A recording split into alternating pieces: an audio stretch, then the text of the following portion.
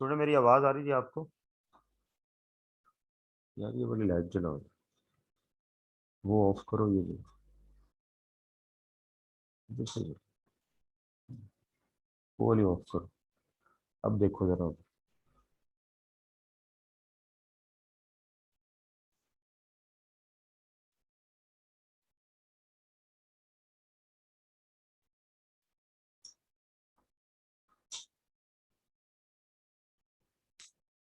मेरा हाल वहां से जला।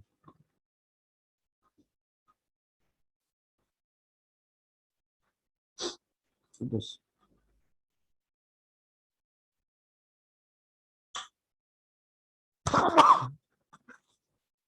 ठीक है, वो पीछे वाली ऑफ कर।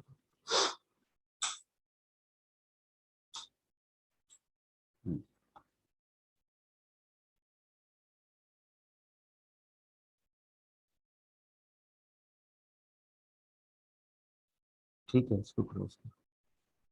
थोड़ा मेरी आवाज आ रही है जी? कोई मुझे कंफर्म कर दे प्लीज, हैंड रेस कर। जी शमसुल जमा। जी सर, क्लियर है। ओके। अच्छा जी, मैंने कल क्वेश्चन दिया था करने के लिए, वो हो गया है? क्योंकि हमने उस जैसा क्वेश्चन कल किया था, कोई इशू तो नहीं होना चाहिए था। Any question? ओके, डन जी। अब हम जरा इसका एनालिसिस कर लेते हैं जो हमने काम किया हुआ है, ठीक है, ताकि हमें पता चल जाए बच क्या गया है। मोहम्मद अरसलान सईद जी भाई। अस्सलाम वालेकुम सर। वालेकुम अस्सलाम। सर मेरा क्वेश्चन एग्जांपल 15 से था कि उसके फर्स्ट पार्ट में लिखा है कि 5 machines were sold on a ले अवे बेसिस। जी सर इसका वो फिर आंसर में लिखता है कि ये ले अवे बेसिस ट्रांजैक्शन कन्वर्ट जब सेल में होगी तब इसका रेवेन्यू बुक होगा। जी सर बिल्कुल है। इसकी जरा समझ नहीं ले आई। अवे का ले अवे मतलब, बेसिस। ले अवे का मतलब है कि अभी आपको वहां रखवा दी है आपके पास। Layaway does not mean sale, ठीक है। तो जब वो सेल में कन्वर्ट होगी, जब तय हो जाएगा कि अब उन्होंने चीजें रख लेनी है, उस वक्त फिर उसे सेल ट्रीट किया जाएगा, ठीक है। ठीक है sir, thank you sir. Okay, चलो जी। अब हमने पीछे से जरा जरा हम आते हैं, तो हमने कौन से क्वेश्चन कर लिए हैं, जरा पीछे एग्जांपल्स पे जाओ, पीछे जाओ जरा। बस ये रुकना है यार जरा यहाँ। ये हमने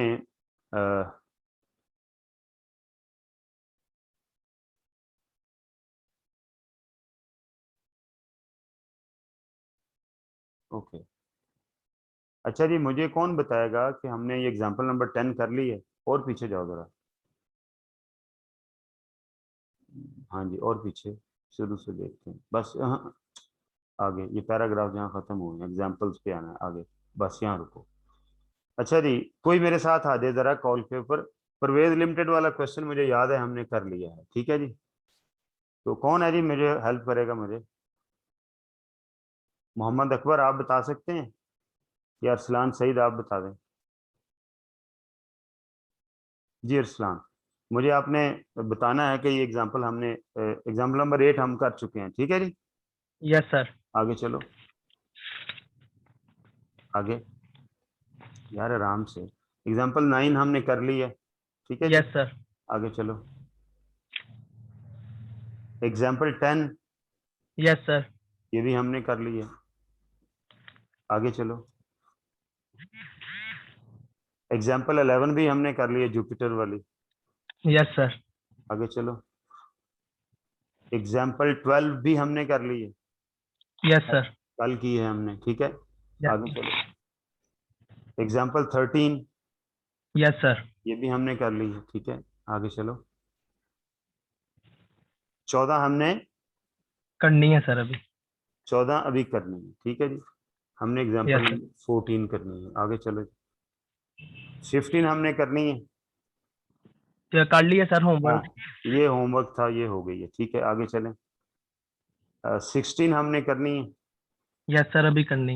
ये करनी है, ठीक है। आगे चलो जी। 17 हमने, करनी है सर अभी। ये भी करनी है। आगे चलो। 18, ये भी 18 कर, भी करनी है सर अभी। ये भी करनी है हमने। आगे चलो। और 19 भी करनी है, यस सर ये भी करनी है। ये भी करनी है। आगे चलो जी। एक आध क्वेश्चन हमने आगे से भी किया हुआ है। 20 भी हमने करनी है ना, यस सर करनी है। और मेरा ख्याल है 21 हमने कर लिया। आगे चलो, जी सर होमवर्क मिला था। 21 हमने कर ली है, ठीक है। ये इसके साथ का हमने कल क्वेश्चन किया, ये होमवर्क था। आगे बस जी। और जी सर। शॉर्ट क्वेश्चन भी हमने इसके कर लिए हुए हैं। यस सर हो ओके, गए। चलो जी अब पीछे चलो, जिनको हमने सर्कल किया है वहां से शुरू करते जाएं। हाँ, आगे आगे आगे आगे आगे, यहाँ से इससे पीछे कोई क्वेश्चन तो नहीं रहता। 14 है, चलो 14 पे चलो पहले। ये देखें जी, कारवर्ड Carwood sells new cars on deferred payment basis whereby 40% deposit is received on the sale and the balance payment is received at the end of the 2 years. The appropriate discount rate is 10%. मैंने आपको पढ़ाते हुए बताया था कि वो discount rate आपको question में देगा, उसकी टेंशन आपने नहीं लेनी है, ठीक है। अब ये एक ऐसी चीज है, ऐसा क्वेश्चन है कि जिसके अंदर हम जो पेमेंट है वो अल्टीमेटली एडवांस कर रहे हैं, ठीक है। उसमें लिखा हुआ है कि on 1 July 2004 a car was sold to a customer for ₹2 million. Require carry prepare necessary journal entries to record the above transaction in the books of Carwood for the year ended 30 June 2015. Okay, ये 1 जुलाई को बेची है, साल के पहले दिन, और 30 जून 15 तक की हमने इसके अंदर अकाउंटिंग जो है वो करनी है।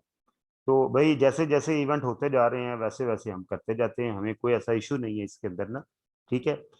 करना क्या है जी, मैंने देखना है कि अब जो मैं किसी बंदे से 2 मिलियन ले रहा हूं और उसको मैं 1 साल के टाइम के ऊपर चीज बेच रहा हूं, तो ख्याल ये रहे कि, और कुछ पैसे मैं एडवांस ले रहा हूं, तो दरअसल क्या है कि इसके अंदर उसकी मुझे आज की कैश प्राइस निकालनी पड़ेगी कि वो चीज़ आज कितने की है, क्योंकि मैंने उसका रेवेन्यू उस प्राइस के ऊपर रिकॉर्ड करना है, ठीक है।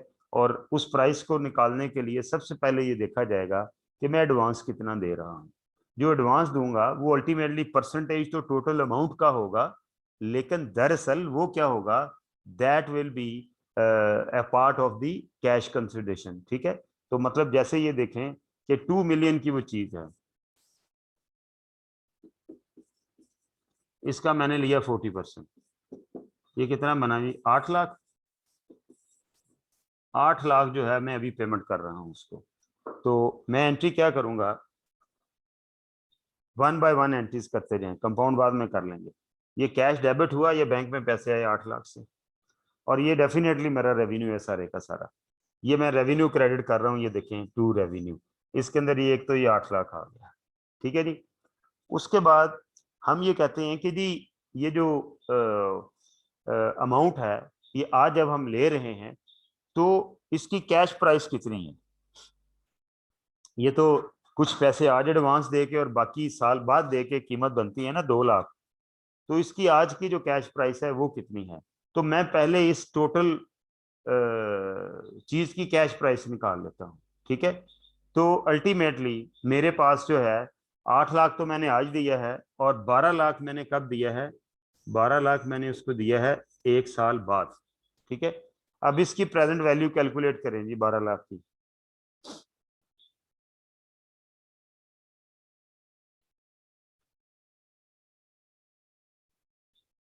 इसकी प्रेजेंट वैल्यू कैलकुलेट करें, कैलकुलेशन मारें इसको।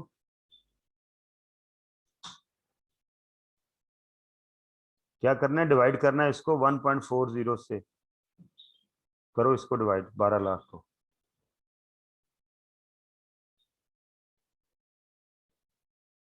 हैं, वो सामने कैलकुलेटर पड़ा है। अगले पेज पे जाओ, अगले पेज पे जाओ,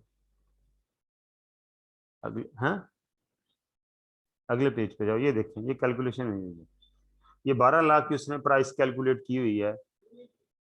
2 इयर्स नहीं है, 1 ईयर है कि 2 ईयर है, 2 ईयर है जी। हाँ ये उसने कैलकुलेट किया हुआ, 2 इयर्स बाद पेमेंट करनी है, सॉरी। तो इसकी प्रेजेंट वैल्यू निकाली हुई है ना। प्रेजेंट वैल्यू क्या होती है, आपने फार्मूला पढ़ा हुआ है, future value divided by 1 raise to power n। Future value कितनी है यहाँ पर, 12 लाख है, ठीक है जी। और ये पैसे मैंने कब देने हैं, 1.40 इसका रेट है, और 2 साल बाद देने हैं। तो ये 12 लाख डिवाइड करेंगे तो ये कितनी अमाउंट आ जाएगी, 991,700, 10% है। मैं क्यों 40 अच्छा 40% उसका एडवांस है यार, सॉरी ये 10% है यार, वो 40% उसका एडवांस है, वो 8 लाख जो है, ठीक है। तो ये कितनी निकल आएगी, 991,735, ठीक है जी। तो अल्टीमेटली ये जो 991,735, ये 12 लाख की आज की वैल्यू है, और बाकी क्या है 8 लाख, यानी 991 जमा 735, ठीक है। और प्लस आप ऐसा करो, शीट निकालो जरा,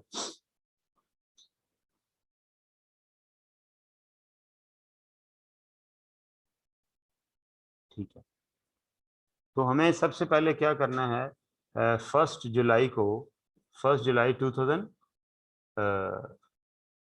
को हमें कैश आया, cash to its part of revenue, ठीक है, कितना, 8 लाख। अच्छा, अब इसकी रेवेन्यू की रिकग्निशन आज करनी है, क्योंकि मैं कंट्रोल परफॉर्मेंस ऑब्लिगेशन क्या पढ़ा हुआ है कि when control is transfer to the customer, customer को कंट्रोल हमने ट्रांसफर कर दिया, तो लिहाजा मुझे आज ही इसका रेवेन्यू ट्रीट करना है, लेकिन बाकी पैसे मुझे मिलने हैं बाद में, लिहाजा मैं रिसीवल बुक करूंगा, मेरा राइट टू रिसीव स्टैब्लिश हो गया, जो कि अनकंडीशनल है, वो सारी बातें जो पीछे पढ़ के आए हैं, और ये भी that will also be part of revenue, आपको समझाने के लिए मैंने 2 एंट्रीज कर दी, ठीक है जी। अच्छा, ये जरा ये देखो कौन सा है, इसको मुकम्मल करते हैं ना, लिखते हैं जरिए भी साथ लिखते हैं, पीछे जाओ, ये लिखा हुआ है ना, 1 जुलाई 4, ठीक है, और 2 इयर्स टाइम के ऊपर चीज भी किया जी, ये देखें 2 इयर्स लिखा हुआ है, ओके, 10% रेट उसने ये दिया हुआ, चलेंगे 1 जुलाई 2004 को मैंने एंट्रीज करनी है, ये रहा 1 जुलाई 2000, तो यार इसको जरा बंद कर देते हो, मेरी तबीयत सेट नहीं है, कीबोर्ड का बड़ी कूलिंग कर रही है मुझे लग रही है, ओके, ये एंट्री होगी। अब बाकी उसने पैसे देने हैं 12 लाख 2 साल बाद, तो 12 लाख जो है वो तो 2 साल बाद वाला 12 लाख है, ठीक है। तो इसके अंदर एक फाइनेंसिंग कंपोनेंट है कि मैं उस बंदे को दरअसल कुछ पैसे उधार गाड़ी की शक्ल में दे रहा हूं, और उसके ऊपर मैंने इंटरेस्ट लेना है, उसके ऊपर मैंने क्या करना है, इंटरेस्ट लेना है, तो उसकी आज की कैश प्राइस प्लस वो इंटरेस्ट मिलके कितना बनेगा, वो 2 मिलियन बनना है, ठीक है। अब वो उसकी कैश प्राइस वो जो 12 लाख है, उसकी मैंने प्रेजेंट वैल्यू निकाली 12 लाख, ठीक है, डिवाइडेड बाय वो मैंने उधर आपको 1.10 रेज टू पावर 2, तो ये निकली 997,991,735, ये निकली जी 991,735, ये आ गया जी 991,735, जो गाड़ी की मद में मेरे आज इतने पैसे भाई रिसीवेबल हैं, सीधी सी बात है। बाकी जो है वो क्या है, वो सूद है, इंटरेस्ट है, जो मर्जी उसे कह लें, ठीक है जी। तो इसका मतलब ये हुआ, वो इंटरेस्ट कितना है, जब हम उसकी कैलकुलेशन करते हैं तो 8 और 9 17, अब इसकी एक्चुअली इसकी कंपाउंड एंट्री अगर हम कर लें तो कैश डेबिट, रिसीवेबल डेबिट और रेवेन्यू क्रेडिट, ठीक है, ये कंपाउंड एंट्री हो जाएगी। चले जी आगे चलते हैं। ओके, उसके बाद हम ये कह रहे हैं, ये देखें, ये उसने क्या किया, कैश को डेबिट किया, और ये अकाउंट रिसीवेबल को डेबिट किया प्रेजेंट वैल्यू निकाल के, ठीक है। टोटल उसकी प्रेजेंट वैल्यू 8 लाख तो ऑलरेडी प्रेजेंट वैल्यू में है, वो जो बाकी अमाउंट है ना उसकी प्रेजेंट वैल्यू निकालें, इसने यानी गलत खामखा उलझाया हुआ है काम को, ठीक है जी। आप 12 लाख की प्रेजेंट वैल्यू निकालें, 8 लाख तो ऑलरेडी आज की वैल्यू है, तो 12 लाख की प्रेजेंट वैल्यू निकाल के उसको 8 लाख में ऐड करें और उसकी सेल की एंट्री करें, रादर ये टोटल की प्रेजेंट वैल्यू निकाल के 8 लाख माइनस करें, ये कान उल्टा पकड़ा हुआ है, ठीक है, ओके। उसके बाद हमने जो पहले साल का मैंने उसे कितने पैसे उधार दे दिए हैं जी, मैंने उसे, चलो जी शीट पे चलो, मैंने उसे इतने पैसे उधार दे दिए, ये 991,735, किस शक्ल में दी है, गाड़ी दी है, आधी कीमत उसकी 40% ले ली, बाकी उससे उधार कर लिया, तो दरअसल वो मेरे इतने पैसे 2 साल यूज करेगा। तो अब जब पहला साल खत्म होगा, यानी 30 जून 2005, ठीक है, तो मैंने उसे और भी एक चीज लेनी है, वो क्या, रिसीवेबल टू इंटरेस्ट इनकम, ये भी एक रेवेन्यू बुक होगा, इंटरेस्ट इनकम, लेकिन ये कब बुक होना है, 30 जून 15 को ड्यू हुआ ना, ये पूरा साल मेरे पैसे उसने इस्तेमाल किए, तो कैसे कैलकुलेट करेंगे? जो पैसे इस्तेमाल किए हैं वो 991,735 इंटू 10% रेट है ना, तो कितना बना? 99, 173 या 174। ठीक है जी, राउंड करेंगे 74 आ जाएगा, 173 लिख लेते हैं। तो क्या आया जी? 99,173 ये आ गया जी, 99,173 ये आ गया। ठीक है जी। उसके बाद फिर अगला साल शुरू हो गया, कुछ कोई लेना देना नहीं हुआ। फिर अगले साल का एंड हो गया 30 जून 2005। अब मैंने उससे कितने पैसे लेने हैं? मैंने उससे भाईजान, एक तो ये रिसीवेबल है मेरा, और एक ये जो इंटरेस्ट था ये भी तो मैंने लेना है ना उससे, ये भी मुझे उससे लेना है। तो टोटल पैसे कितने लेने हुए, इन दोनों को जमा कर दें। यानी पहले साल उसने मेरे इतने पैसे इस्तेमाल किए हैं, और दूसरे साल कितने किए हैं, ईयर एंड के ऊपर जो मेरा रिसीवेबल था वो रिसीवेबल कितना था, दिस प्लस दिस, इन दोनों को जमा कर लें। 991,735 प्लस 99,173 कितना बना जी? 10,90,908। अब इसके ऊपर मैंने उसे 10% इंटरेस्ट लेना है, वो कितना बनता है जी? 10,909 ऐसे बनेगा ना? नहीं, 1,09,000, 1,09,000 ऐसे लिखेंगे 90। ठीक है ना जी? 10,90,908 का 10% लिया तो 1,09,090 ही बनना है ना। ये भी मैंने उससे लेना है। पहले 30 जून को ये रिसीवेबल बुक कर लें आपको समझाने के लिए। रिसीवेबल डेबिट टू, फिर इंटरेस्ट इनकम है कितनी, दूसरे साल की इंटरेस्ट इनकम कितनी है? 109,090, 109,090। ठीक है जी। अब ये टर्म एंड होगी जो मेरी उसकी 2 साल की तय हुई थी, तो 30 जून को वो मुझे पेमेंट करेगा, 30 जून 2005 को। ठीक है, वो कितनी करेगा? जितना मेरा रिसीवेबल है। अच्छा, हाँ ये सॉरी 6 है, सॉरी सॉरी सॉरी, ये 6 का है, 6 है। ठीक है, 2 साल तो हो गए लेकिन 6 लिखना है हमने। ठीक है, अब उसने मेरे कितने पैसे देने हैं जरा तवज्जो रखिएगा, ये मैं हाईलाइट करने लगा हूँ। जमा करो भाई, 971,735 जमा 99,173 जमा 109,090, टोटल कितना बना जी? 12 लाख। ये 12 लाख बनना चाहिए। वो क्या करेगा? वो मुझे आखिरी पेमेंट करेगा, मैं कैश मुझे देगा कितना? 12 लाख रुपया। ठीक है जी। और रिसीवेबल मेरा नील हो जाएगा टू रिसीवेबल 12 लाख रुपया। चीजें लर्न करने वाली हैं के अंदर। पेपर का क्वेश्चन है क्या कि अगर डाउन पेमेंट करेगा तो वो सारे का डाउन पेमेंट करेगा तो वो आज की वैल्यू पे है, वो प्रेजेंट वैल्यू पे ऑलरेडी, और रेवेन्यू मैंने टोटल बुक करना है। क्यों बुक करना है? क्योंकि मैंने कंट्रोल डिलीवर कर दिया, मैंने परफॉर्मेंस ऑब्लिगेशन जो है वो डिलीवर कर दिया, लिहाजा मुझे अपना जो रेवेन्यू मुकम्मल तौर पर रिकॉर्ड करना है।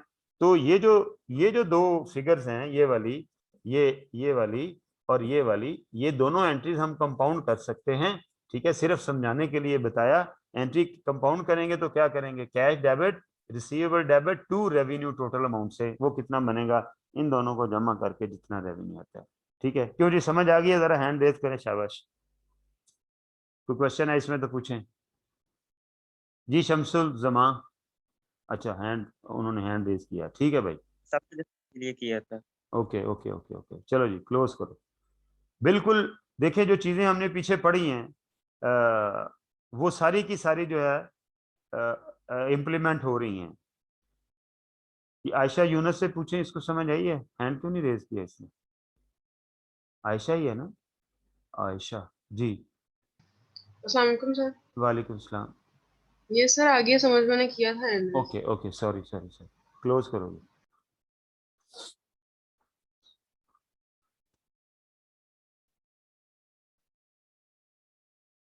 चलें जी, किताब पे चलें। ये भी क्लियर हुआ? अच्छा जी, इसको भी अब हम टिक कर देते हैं, ये क्लियर होगी बात। आगे चलो जी, ये हमने कर ली, आगे चलो ना। अब आ जाते हैं यहाँ, recognition of revenue. Kareem Industries Limited (KIL) has sold a machine on credit to Yavar Engineering. The machine would be used by Yavar Engineering if it is able to secure a contract for providing services to AMZ and company. Okay, cream industry यानी KIL entity है जो चीज बेच रही है, यावर खरीद रहा है, और यावर उसे तब इस्तेमाल कर सकेगा अगर उसको कोई कॉन्ट्रैक्ट मिलता है आगे किसी पार्टी को सर्विसेज देने का, जो कि AMZ एंड को है। ठीक हो गया, यानी 3 पार्टियां हो गई, A, B और C। A ने B को चीज बेचनी है, इसके और B जो है वो उसके लिए तब काबिल इस्तेमाल है अगर B C के साथ कोई कॉन्ट्रैक्ट करता है। ठीक है जी। KL has agreed that the machine may be returned at 90% of the price। ठीक है जी, यानी अगर उनको ऑर्डर नहीं मिलेगा तो वो मशीन वापस कर देंगे और 90% ऑफ द प्राइस के ऊपर वो वापस कर देंगे। If Y fail to secure the contract, ये भी बात सही होगी। अच्छा जी, अच्छा अब हमने, हमारा क्वेश्चन क्या है, state how revenue should be recognise in the above cases. ये 3 अलग-अलग पार्ट हैं, हर एक पार्ट एक अलग क्वेश्चन है। ठीक है जी। अब आप देखें कि अल्टीमेटली इसके अंदर फिगर वर्क नहीं किया हुआ। ठीक है, तो अल्टीमेटली मैंने तो ट्रांसफर कर दिया कंट्रोल उसको। ठीक है, तो अब मुझे प्रोबेबिलिटी पता होनी चाहिए कि कितने परसेंट रिटेंशन की प्रोबेबिलिटी है। ठीक है, तो मैं रेवेन्यू जो है उस हिसाब से, अगर रिटेंशन की प्रोबेबिलिटी सब्सटेंशियली लार्ज है और उसने अमाउंट भी पे कर दिया तो मैं टोटल रेवेन्यू रिकॉर्ड करूंगा। आगे चलो, इसका सोल्यूशन निकालो। ये देखें, the completion of the sale transaction is uncertain because it is contingent upon the purchase of securing the contract with another company, AMZ. Therefore, KL should not recognize any revenue since Y has not obtained the control of the machine। ठीक है, अगर तो उसके पास control of the machine नहीं गया तो ultimately उसको contract भी नहीं मिला। तो और हम ये ज्यूम कर रहे हैं यहाँ, जैसे मैंने आपको पहले बताया कि हमारा एक्सपीरियंस ये है कि ये कॉन्ट्रैक्ट जो है वो मतलब अगर एक्सपीरियंस ये हो, सब्सटेंशली ये श्योर हो कि ये उन्हें आगे कॉन्ट्रैक्ट मिल जाता है, हमारी प्रैक्टिस ये बता रही है, तो फिर टोटल रेवेन्यू रिकॉर्ड कर लेंगे। ठीक है, लेकिन चूंकि अनसर्टन है, उसने ऐसी कोई कंडीशन नहीं दी हुई, लिहाजा इस कंडीशन के अंदर एज्यूमिंग दैट कि जी हमें अनसर्टनटी है, कोई परसेंटेज नहीं बताई हुई कि जी कितने परसेंट चांसेस हैं कि वो आगे कॉन्ट्रैक्ट सिक्योर कर लेगा, लिहाजा उसे उस वक्त तक रेवेन्यू रिकॉर्ड नहीं करना चाहिए जब तक कि उसका अगला कॉन्ट्रैक्ट सिक्योर ना हो जाए। और दूसरी बात यह है कि since YE has not obtain control of the machine, और उन्होंने मशीन का कंट्रोल भी नहीं लिया। जो सबसे इंपॉर्टेंट कंडीशन है रेवेन्यू रिकॉग्निशन की, वो क्या होती है कि कंट्रोल ट्रांसफर हो जाए। जब कंट्रोल ट्रांसफर नहीं हो, पीछे जाओ, इसके अंदर उसने ऐसा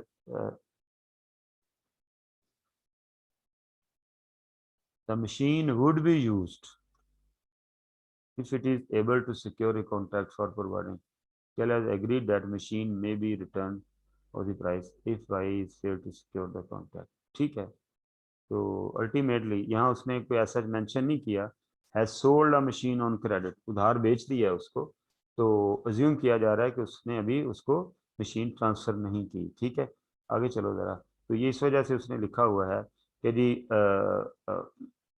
अल्टीमेटली हमें जो है वो ये देखना है ना कि अनदर कंपनी के ऊपर वो डिपेंड करता है। और फिर मैं वही बात करूंगा, अनसर्टनटी है, कोई ऐसी बात नहीं बताई गई इस कंडीशन के अंदर, सिचुएशन के अंदर कि जी इतने परसेंट चांसेस हैं कि उनको आगे कॉन्ट्रैक्ट मिल जाएगा। अगर वो चांसेस सब्सटेंशली ज़्यादा हों, यानी सब्सटेंशियल हों, यानी 90% चांसेस हों, तो फिर हम पूरा रेवेन्यू रिकॉर्ड कर लेंगे। लेकिन यहाँ हम ये ज्यूम करके चल रहे हैं कि चूंकि बताया नहीं हुआ कितने चांसेस हैं, लिहाजा हम कह रहे हैं, एज्यूम कर रहे हैं कि कंट्रोल भी ट्रांसफर नहीं हुआ, तो इसका रेवेन्यू रिकॉर्ड जो है वो हम नहीं करेंगे। चलो जी, पीछे चलो। Asaf electronics is about to sell a new type of food factory. Food factory ये जो जूसर ब्लेंडर इस तरह का मिक्सर सा होता है। Since customer demand is high, A is taking advance against order, advance ले रहे हैं जी। The selling price has been fixed at 7,000 per unit and so far 175 customer have paid the initial 25% deposit which is non refundable। ठीक है जी, अब ये देखें, कहता है ये जो रिफंड 25% जो है ना, ये नॉन रिफंडेबल है। ठीक है, और 25% जो है ये सब्सटेंशियल अमाउंट नहीं है। ठीक है, लिहाजा ये जब 25% हम रिसीव करेंगे तो हम इसको रेवेन्यू बुक नहीं करेंगे। किस वक्त रेवेन्यू बुक करेंगे? जब हम फूड फैक्ट्री डिलीवर करेंगे, बिकॉज 25% जो है वो एक एडवांस है, कॉन्ट्रैक्ट लायबिलिटी है हमारे पास, लिहाजा 25% को हम एज ए जो है वो रेवेन्यू ट्रीट नहीं करेंगे। हाँ, ये अमाउंट 90% होती, ठीक है, 90% या उससे अबव होती तो फिर हम पीछे पड़ के आए हैं, तो फिर हमने इसे रेवेन्यू ट्रीट कर लेना था, ठीक है जी। और अल्टीमेटली उस वक्त तक हम इसे, और ये रिफंडेबल नॉन रिफंडेबल भी होती, लेकिन अब इस केस में नहीं करेंगे। देखें जी क्या लिखा हुआ है, देखें जी, पढ़ें इसको। Revenue should be recognise when the food factory is deliver to the customer. Food factory is deliver to the customer यानी कंट्रोल ट्रांसफर हो गया, ठीक है। कब करेंगे? जब कंट्रोल ट्रांसफर हो जाएगा, ठीक है। ये देखें, ये लिखा हुआ है when the food factory is deliver to the customer, ठीक है जी। इसलिए हम कहते हैं कि जी until then no revenue should be recognized and 25% deposit should be treated as contract liability। ये बात आपको मैंने बताई है, अगेन ये पेपरों में आए हुए क्वेश्चन है, ठीक है जी। इसलिए अल्टीमेटली हम इसको रेवेन्यू 25% को भी रिकॉर्ड नहीं करेंगे, हम इसे क्या करेंगे, इसे अपनी लायबिलिटी बुक करेंगे। हाँ, अगर ये रेवेन्यू अच्छा, अब फर्ज कर लें, एक बात इसके अंदर और लिखी हुई है कि ये नॉन रिफंडेबल है, ठीक है, ये नॉन रिफंडेबल है। तो जिस दिन मैंने ये पैसे लिए हैं उस दिन मैं एंट्री करूंगा कैश टू कॉन्ट्रैक्ट लायबिलिटी, ठीक है जी, जितने भी बनती है। अब ये बात सर्टन उस दिन होगी जिस दिन कस्टमर ये प्रोडक्ट ले लेंगे कि जी सेल एग्जीक्यूट हो गई, यानी हम कंट्रोल दे देंगे। उस दिन मैं एंट्री क्या करूंगा, कोई हम फिगर रिज्यूम कर लेते हैं, नहीं उसने बल्कि बताया हुआ है 7,000 बताया हुआ है, 7,000 का 25% कितना बना? 3,500? नहीं जी, 1,850 ये एंट्री हो जाएगी, हैं 1,750 ये एंट्री हो जाएगी जी। शीट निकालो यार,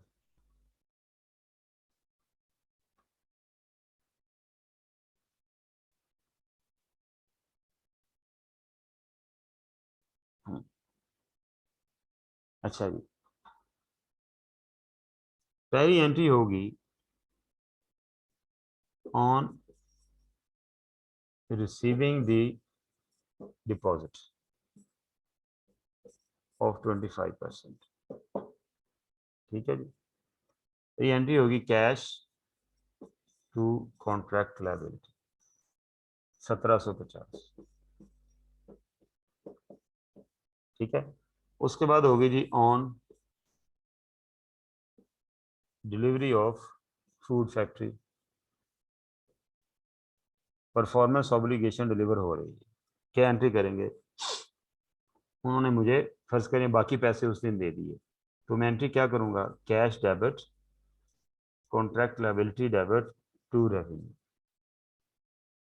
7,000, ठीक है। कॉन्ट्रैक्ट लायबिलिटी 1,750 से, और बाकी कितना बचा कैश जी? 5,250, ये एंट्री होगी, ठीक है। एक केस ये हो। दूसरा केस ये है कि ये जो पेमेंट है ये 25 की बजाय ये से 90% होती, ये कितनी होती?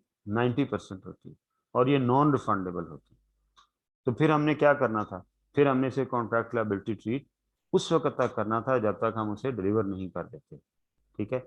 और अगर हम ये कहते हैं कि जी कस्टमर जो है इसके सब्सटेंशियल चांसेस हैं कि वो ऑर्डर कैंसिल नहीं करेगा, तो इसका मतलब क्या हुआ, मेजर अमाउंट हमें आ गई, तो हम इसका रेवेन्यू रिकॉर्ड कर सकते हैं इसी दिन, कैश रिसीवेबल टू रेवेन्यू, ठीक है जी। कितनी अमाउंट से? 90%, फर्ज करें 6,000 आ गया, ठीक है, 1,000 रिसीवेबल हो गया और ये 7,000 आ गया।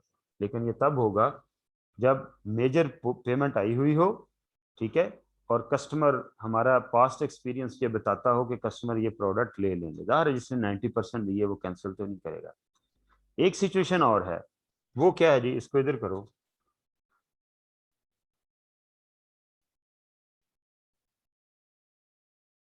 बस बस यही रुको। वो सिचुएशन क्या है कि आपने एडवांस लिया, cash to contract liability book की 1750 से, और कस्टमर ने, आपने गुड डिलीवर नहीं की और कस्टमर ने ऑर्डर कैंसिल कर दिया। एक्चुअली कंफ्यूजन उसने यहां इसलिए डाली हुई है कि जी ये नॉन रिफंडेबल है। तो कुछ बच्चों ने क्या किया था, जो बारीक बीनी से नहीं पढ़ते, उन्होंने कहा जी ये तो नॉन रिफंडेबल है, ये तो हमारा पैसे है ही है, रेवेन्यू ही रेवेन्यू है। लिहाजा उन्होंने क्या किया, जिस दिन पैसे ये वाले हैं उसी दिन रेवेन्यू बुक कर दिया, कॉन्ट्रैक्ट लायबिलिटी को क्रेडिट नहीं किया, एंट्री कर दी कैश टू रेवेन्यू, और बाकी रेवेन्यू जब गुड डिलीवर करेंगे उस दिन रिकॉर्ड कर लेंगे। ऐसा नहीं करना। क्यों? उसको रेवेन्यू, ठीक है वो नॉन रिफंडेबल है, वापस नहीं करने, नैनी कैसे वापस नहीं करने, ठीक है, लेकिन जिस दिन वो ऑर्डर कैंसिल करेगा ना, उस दिन आपने उसे रेवेन्यू बनाया, उस दिन तक ये आपकी लायबिलिटी ही है, ठीक है।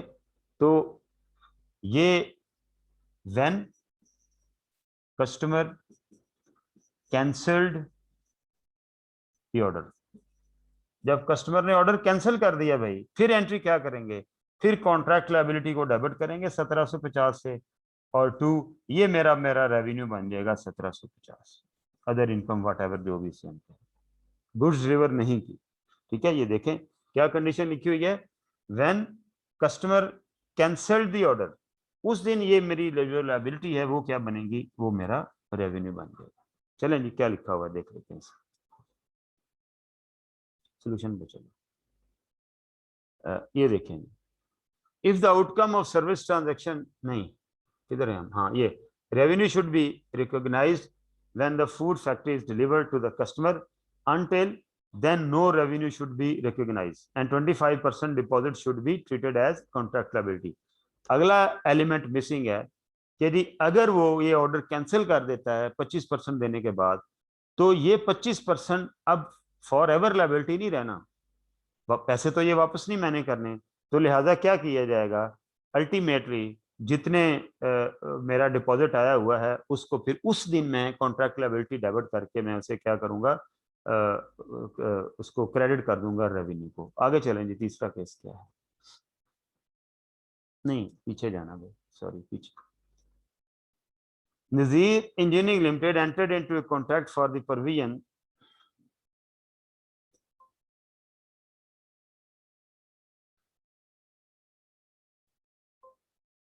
ओके यहां से, Nazir engineering limited entered into a contract for the provision of a series of services over a 2 years period of 2 years, 2 साल उन्होंने सर्विसेज देनी है, यानी ये जो परफॉर्मेंस ऑब्लिगेशन है ये ओवर द टाइम है।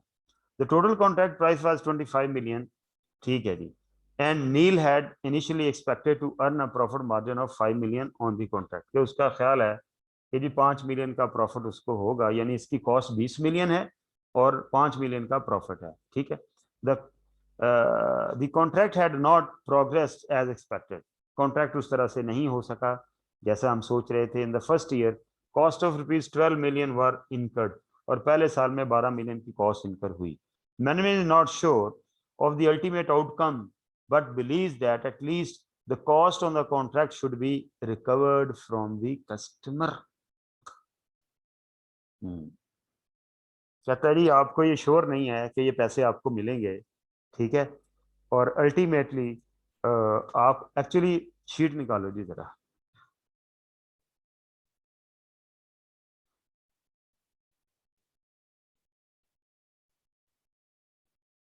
चलो बस ठीक, ये देखें इसकी कॉन्ट्रैक्ट प्राइस कितनी है जी, 25 मिलियन, एक्सपेक्टेड प्रॉफिट 5 मिलियन, तो एक्सपेक्टेड कॉस्ट कितनी होगी, ज़ाहिर है जब प्रॉफिट एक्सपेक्टेड है तो कॉस्ट भी एक्सपेक्टेड निकलेगी, एक्सपेक्टेड कॉस्ट होगी जी 20, ठीक है।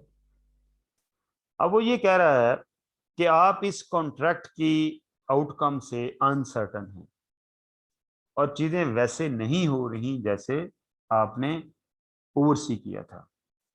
लेकिन एक बात आपको श्योर करवा दी उसने, कहता है जी जो हमारा फर्स्ट ईयर है उसमें फर्स्ट ईयर कॉस्ट कितनी है, 12 मिलियन की। और कहता है हमें ये श्योर है कि हमारी कॉस्ट जरूर हमें वापस रिकवर हो जाएगी। ठीक है, अब ये जो अगर हम इसको रेगुलर वे से करते कि एज एक्सपेक्टेड ये काम उसी तरह से होता, तो हमने क्या करना था, over the period of time इसकी कंसिडरेशन है ना, तो मैंने 25 मिलियन को मैंने 24 से डिवाइड कर देना था मंथ्स के साथ। ठीक है, ये मंथ्स हैं और ये मिलियन है। ठीक है, तो ये per month million per month निकल आने थे, तो तकरीबन 2 मिलियन समथिंग अपना 1 मिलियन समथिंग बनना था। ठीक है, तो मैंने हर महीने उतना उतना रेवेन्यू रिकॉर्ड करते जाना था, उसकी कॉस्ट भी रिकॉर्ड होती जानी थी। अब वो कह रहा है कि फर्स्ट ईयर में लेकिन कहता है कि जी जिस तरह हमने सोचा था वैसे नहीं हुआ, और कस्टमर भी ज़ाहिर है फिर उस हिसाब से मैनेज करेगा ना, वो पेमेंट सारी शुरू कर देगा।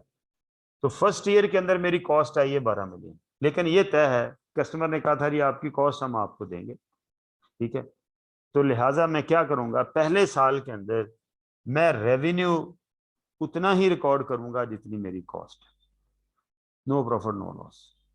ठीक है, मैं क्या करूंगा, जितने मेरी कॉस्ट है मैं उतना ही रेवेन्यू रिकॉर्ड करूंगा, उससे ज्यादा मैं रेवेन्यू रिकॉर्ड नहीं कर सकता। ऐसा तब करेंगे जब हमें ये श्योर हो कि हमारी कॉस्ट ही रिकवर होनी है। ठीक है जी, उसके बाद 1 साल गुजरने के बाद अब बाकी रेवेन्यू कितना, 12 मैंने रिकॉर्ड कर लिया, 25 में से 12 निकल गया, बाकी कितना बचा, 13। ये जो 13 का रेवेन्यू है वो मैं क्या करूंगा, वो मैं अगले साल के अंदर इक्वली मंथ वाइज इसको रिकॉर्ड कर लूंगा। तो इस तरह जब कॉस्ट की डिसबर्समेंट ही मुतवक्को हो और पैसे ना मिलने की तवक्को हो, तो कॉस्ट के बराबर रेवेन्यू रिकॉर्ड कर सकते हैं। पीछे हम पढ़ के आए हैं, चलो जी जरा देखें क्या लिखा है इसमें।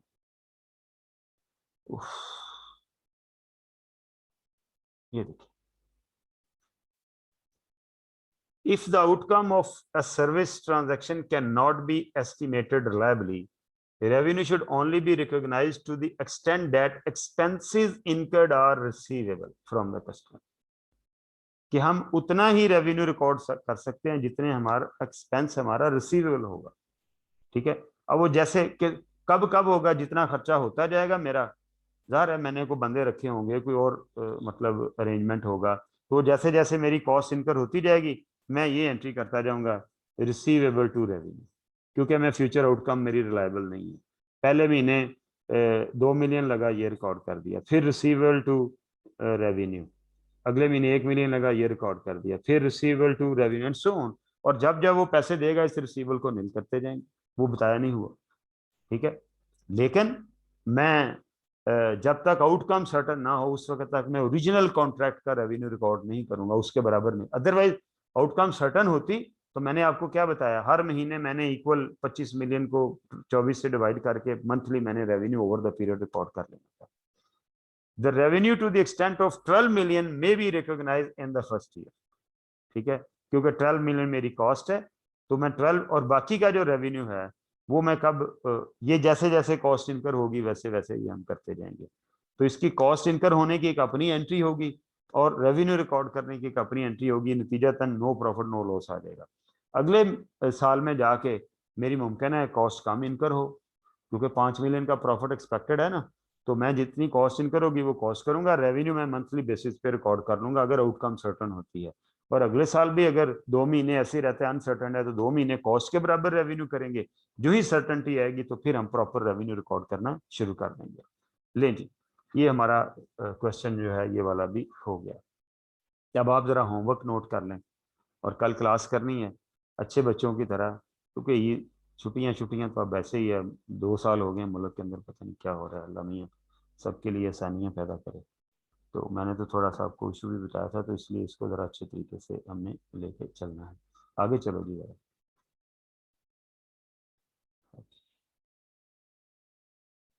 ये क्वेश्चन मैं खुद करूँगा, आगे चलें।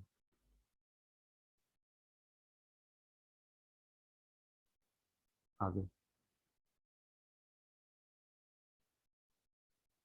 आपने ये क्वेश्चन अटेम्प्ट करके आना जी, ठीक है। क्या है ये? मीर लिमिटेड, ठीक है। मीर लिमिटेड का पता नहीं क्या है, ट्रिच है, ट्रिच मीर लिमिटेड, जो भी फिजूल सा नाम लिखा हुआ है। आपने ये क्वेश्चन करके आना जी, कोई बहुत लंबा चौड़ा काम नहीं है, ठीक है जी। उसने लिखा prepare correcting entries for the year, तो ये आप एक क्वेश्चन करके आएंगे और पीछे चलें जरा।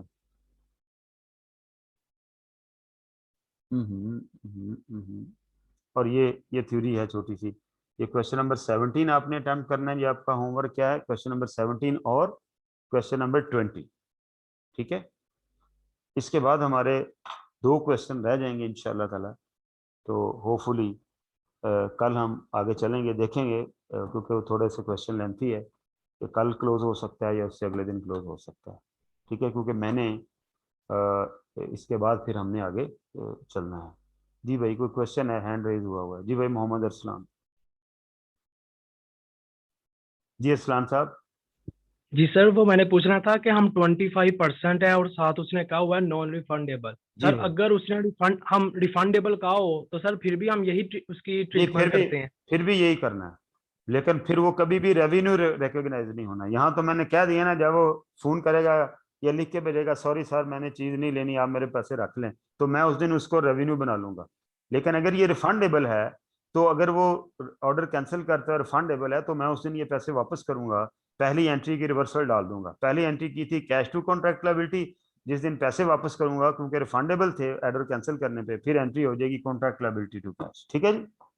जी सर। सर और 50% हो तो फिर भी हमने फिर यही भी ऐसे रखेंगे ही है, अभी। फिर भी ऐसे ही है, ता वक्ते के सब्सटेंशियल पेमेंट वो 90% प्लस होगी, ठीक है। फिर ठीक है रेवेन्यू सर, रिकॉर्ड थैंक कर यू सर। लें, और वो जी भी सर, अगर ओके। रिफंडेबल नहीं होगा तो, नॉन रिफंडेबल जी होगा सर। तो। अगर वो रिफंडेबल है, चाहे 99% है और वो रिफंडेबल है, तो वो लायबिलिटी ही बुक करनी है till the date when the promise is delivered, till the date when performance obligation is delivered, when the control of the product is handed over to the buyer, ठीक है जी। बिल्कुल sir, ठीक है sir, thank you okay, sir. Allah हाफिज जी, अल्लाह मियां आपको अपनी हिफ्ज़ ईमान में रखे। शुक्रिया।